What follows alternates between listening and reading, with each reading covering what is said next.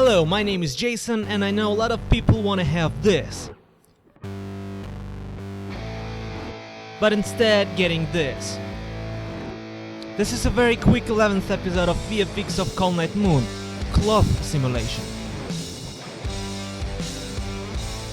Okay, let's first of all talk about how does it work and how to set the cloth simulation. You may have two objects to make the cloth done. One is the cloth itself, with enough polygons to deform. Two is something that will cause the deformation, the collision object.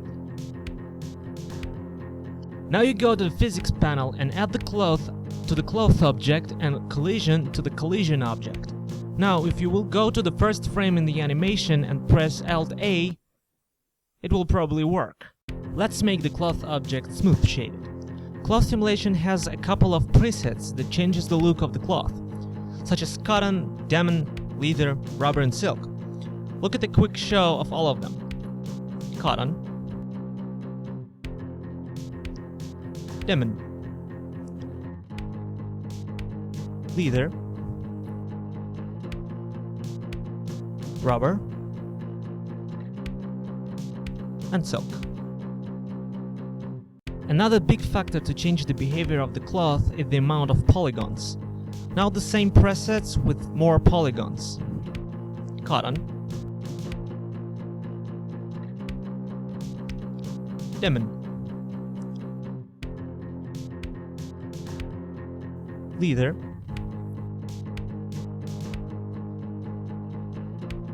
rubber,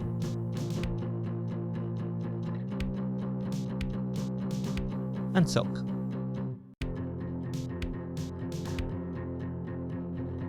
What those presets are doing, they're changing the values in the settings below to get some particular effect. But by knowing those settings, you could make much more types of cloth than just those 5. So, the most important settings that has less impact on the shape but more on the good looking deformation without bugs is a resolution steps. I'm gonna set the steps amount of 1. And this time, the steps amount of 5.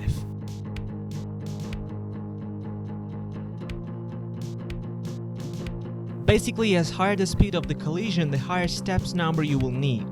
For example, if the collision object was moving, I would increase the steps to about 20 or even more. But take in count that with the higher step number, more time will be needed to the bake.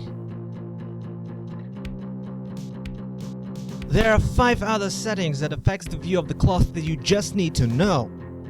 Mass, structure, bending, distance, and friction. So let's talk about them one by one. The mass setting is affecting the heaviness of the cloth. It can increase the speed of the falling, but it will be just an illusion, because with more mass, more power it has against the friction of the air. The real speed setting is the velocity setting. Let's set the mass low.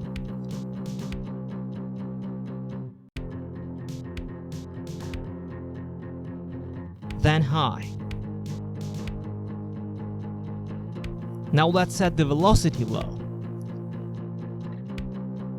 And then the velocity high. In the comparison of both high numbers, you can see that if you increase just the velocity, it will play the animation faster, but increasing the mass will make the actual cloth look heavier. Let's see those again. This is the high velocity, and this is the high mass. Now let's talk about the structure. This setting is changing the amount of elasticity of the cloth, making it look more like a cotton or more like a rubber. Let's set the structure low.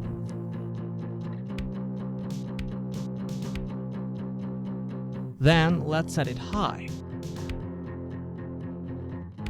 The bending. It's a very problematic setting since a Blender 274 because it's not working anymore.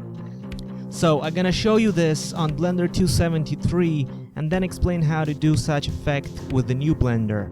The best way to show you that is to set it low and then to set it high. With the new Blender, high amount of polygons will act as a low bending. Low amount of polygons will act as a high bending. I hope Blender 276 they fixed that. I didn't check yet. Distance. This setting is changing the collision threshold distance. It's depending the space between the polygon and the collision object to be considered a touch.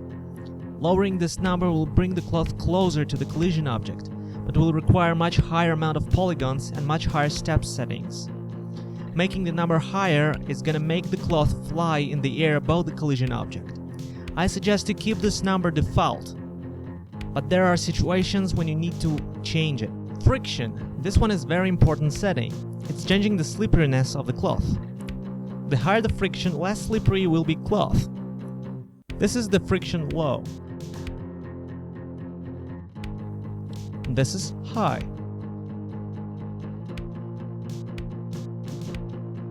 There are situations, mostly all the time, when the cloth is supposed to touch itself but does not.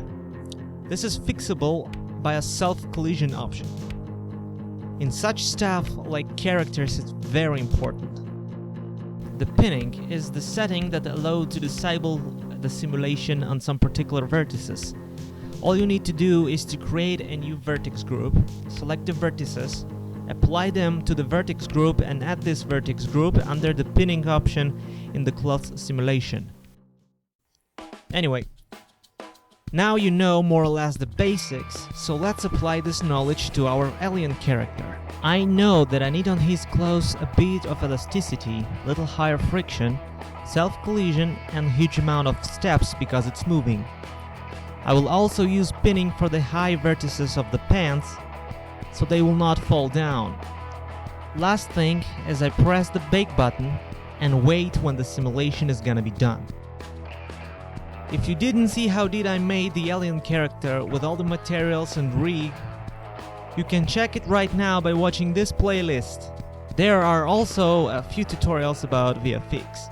Subscribe to get more interesting tutorials. I'm gonna make a UFO spaceship with it rig soon. And the next tutorial will gonna be about the animation of the alien according to the footage. Send this video to your friends who has also problems with cloth. And if you need a little more information, I'll leave a few links about the cloth in the description below. Make your own cloth simulations and set them to me to win the place in the last episode. Have a good day. Thanks for watching and goodbye.